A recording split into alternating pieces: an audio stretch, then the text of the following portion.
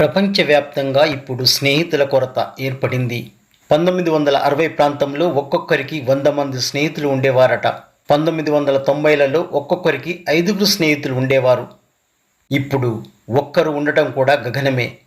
దేశంలో 12% జనాభాకు స్నేహితులు లేరని ఒక సర్వేలో తేలింది.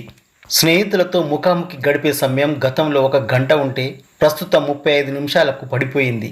మంచి స్నేహితులు లైఫ్ ఇన్సూరెన్స్ లాంటి వారు. స్నేహితులు లేనివారు రోజుకు 20 సిగరెట్లు తాగినంత స్ట్రెస్ అనుభవిస్తారట.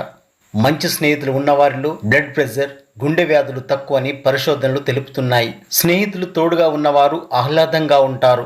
వ్యాయామం, క్రీడలు, ఇతర కార్యక్రమాల్లో చురుకుగా పాల్గొంటారు. వారి సాంగత్యంలో మన రోగ నిరోధక శక్తి పెరుగుతుంది.